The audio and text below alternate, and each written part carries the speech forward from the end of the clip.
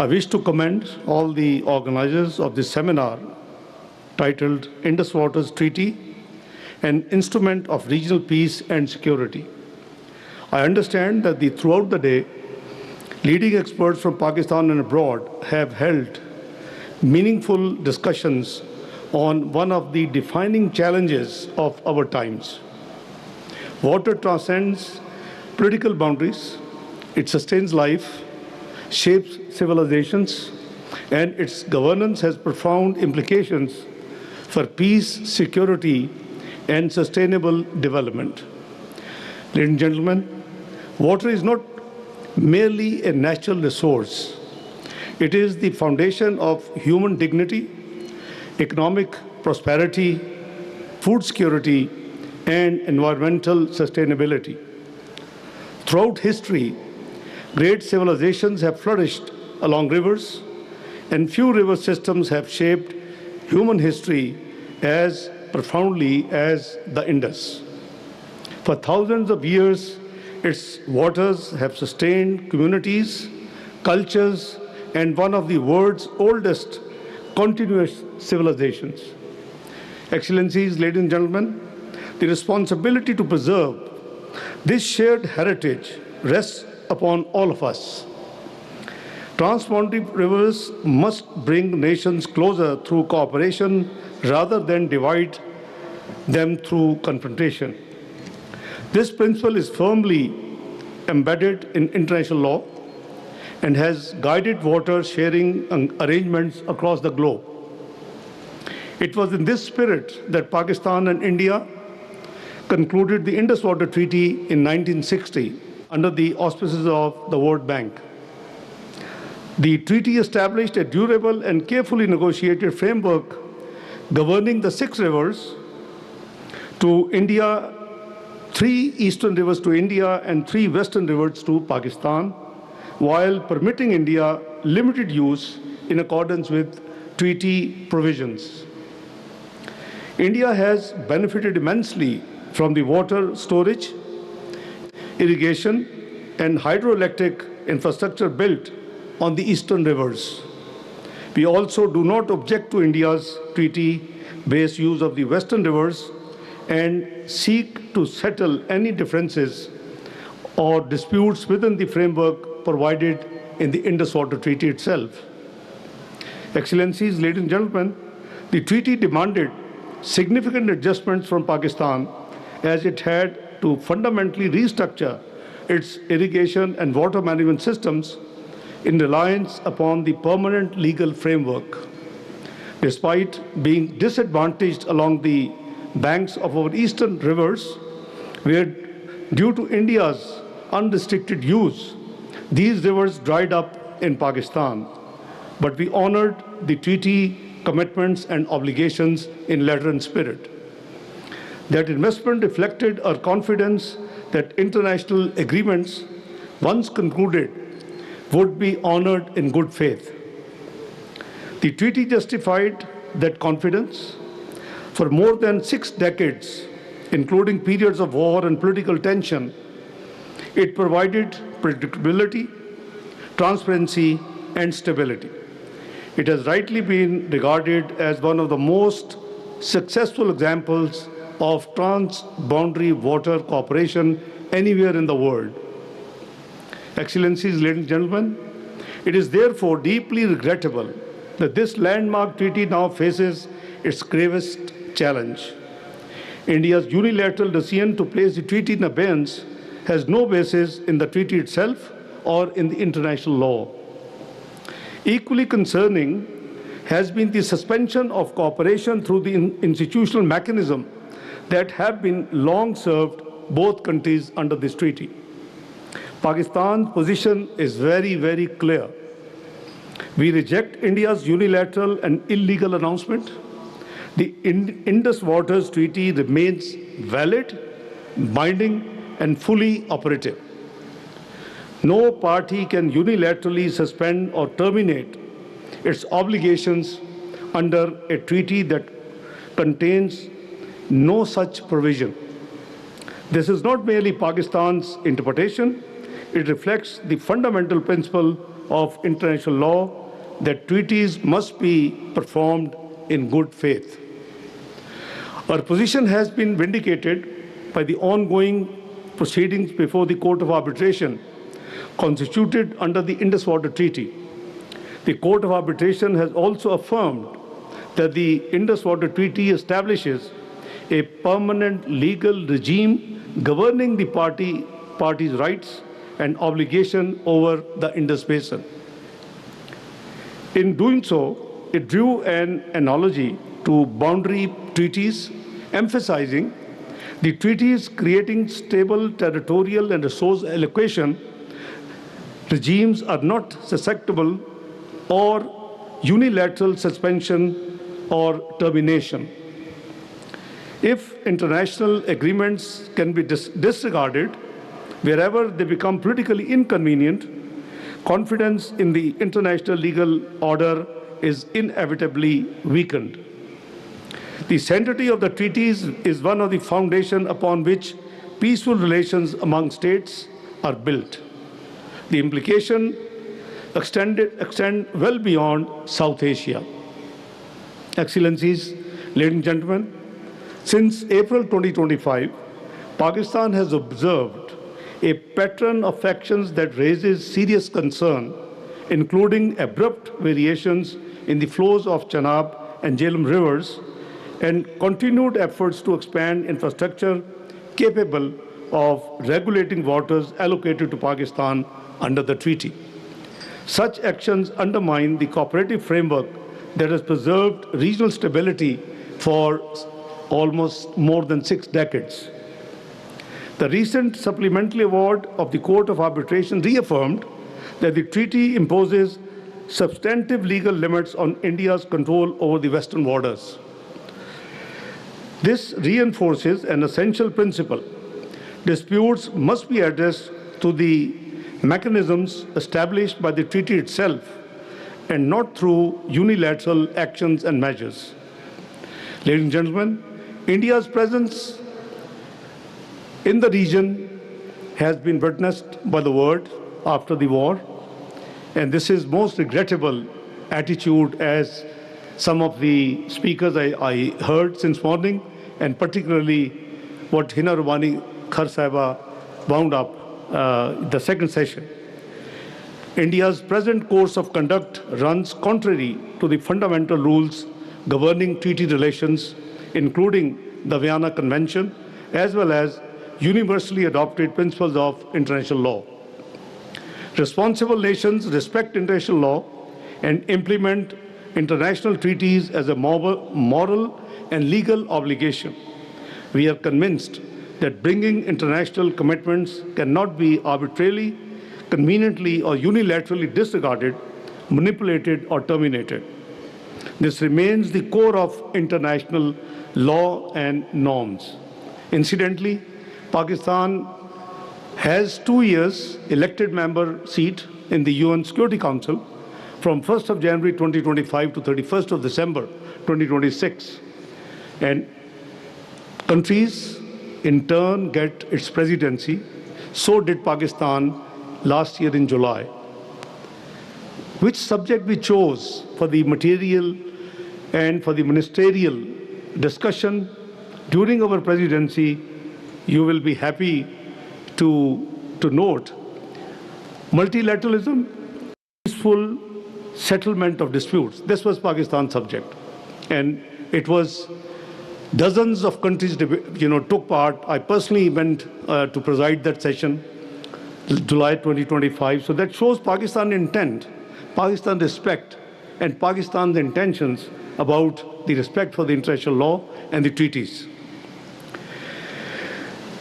Responsible nations respect international law and implement international treaties, as I said, as a moral and legal obligation. We are convinced that binding international commitments cannot be changed. We must be aware of the cost of derailing an international treaty on trans-boundary rivers, choosing confrontation by weaponizing shared waters and breaching international law and binding treaties. Such transgressions in international relations set dangerous precedents dent national credibility, and challenge the foundations of interstate cooperation. Such actions erode the rules-based order which international peace and security rest. For Pakistan, this is not an abstract legal debate. Water is the lifeline of more than 250 million people, our nationals, our agriculture, our security, energy production, and economic development depend upon the uninterrupted flow of the three western rivers to Pakistan. Protecting these waters is therefore a matter of vital national interest. Ladies and gentlemen, we sincerely advise India against sowing the seeds of war and jeopardizing the peace and security of our region. We must seek to promote peace in South Asia by addressing all outstanding issues. Pakistan has consistently sought to resolve differences through dialogue, diplomacy, and the treaty-based mechanisms agreed by both parties. We remain committed to these principles because lasting peace can only be built upon mutual respect, sovereign equality, and faithful implementation of international obligations. At the same time, there should be no misunderstanding.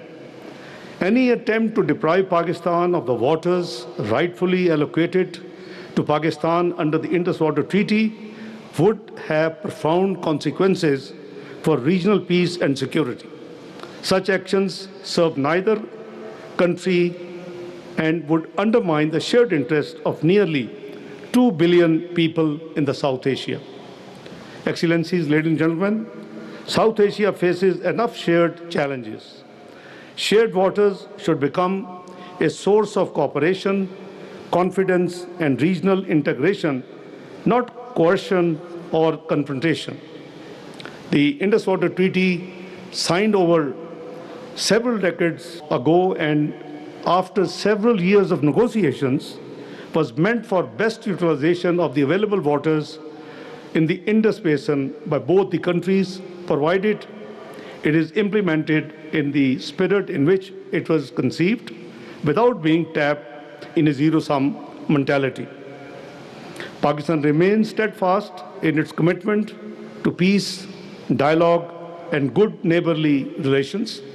We seek neither confrontation nor conflict. We seek respect for international law, faithful implementation of treaty obligations, respect for each other's water rights, and cooperation that serves the interests of present and future generations.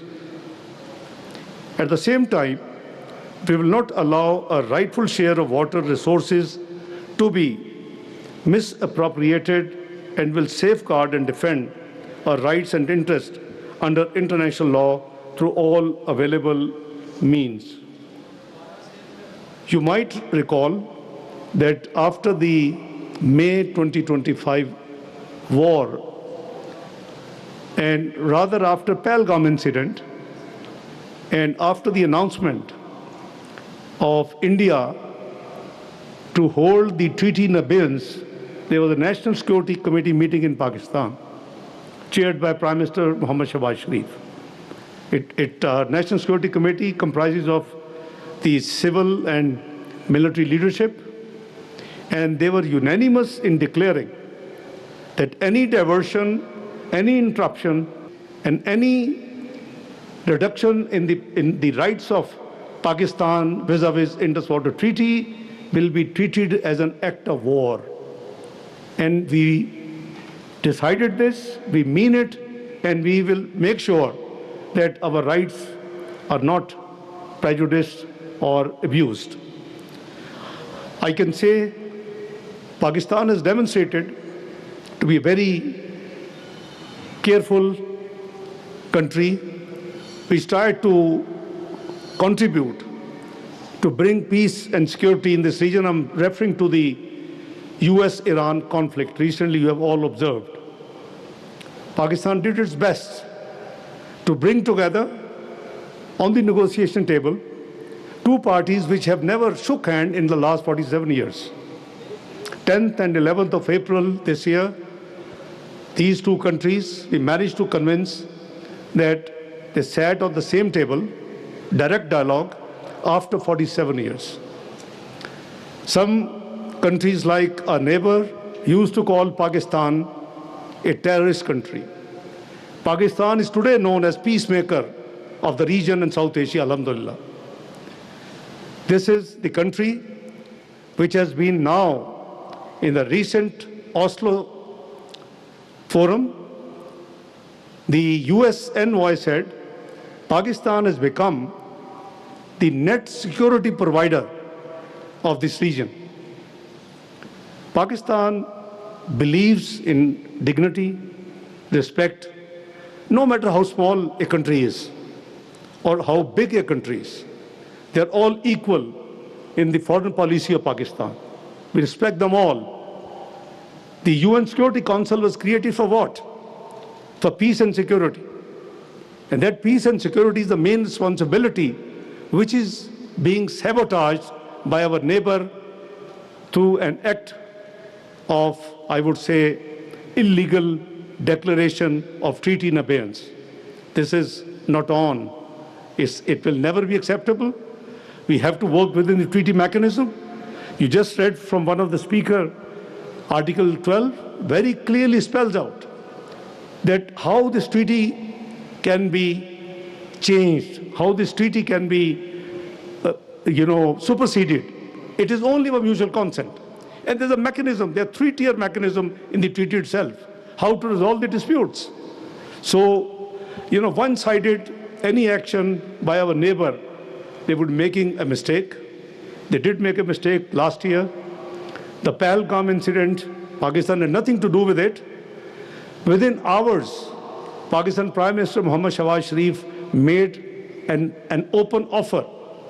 And the international community is very well witness to that offer, that we are ready to undergo and agree to any international investigation of the Pahalgam incident, which actually led to their declaration of treaty in abeyance. Could it be like earlier similar incidents in India, which led to 5th of August 2019 by declaring Jammu and Kashmir as part of India, by all of a sudden changing its constitution? So please don't play these mistakes and don't play these dramas. I think we should live like good neighbors. My parliamentary colleague just shared with you, Pakistan has made in the past number of attempts. Obviously, Hina Rouhani Khar Sahiba belongs to People's Party. And earlier she has been a part of Musharraf government. So, we in all sincerity are ready to talk on all issues, what we call composite dialogues, but it takes two to tango. It's not that Pakistan would like to do something and the other side would not take it. They become so narrow-minded that even the sports are not subjected to this Hindutva, philosophy. See the recent elections in Bihar. What happened?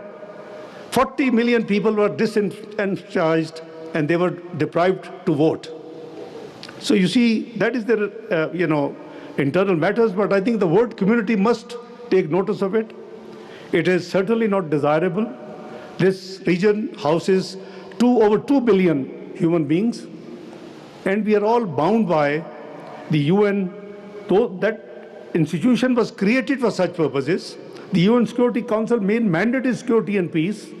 So this is a clear subject which the global community must impress upon in order to have peace in the region. So in conclusion, the Indus Water Treaty is not merely, as I said, a water sharing arrangement, but a vital instrument of regional peace, stability, and cooperation. Let us reaffirm that shared waters must never be weaponized. They must remain a bridge between nations, guided by cooperation, dialogue, and respect for international law, for the benefit of the present and future generations. I thank you all.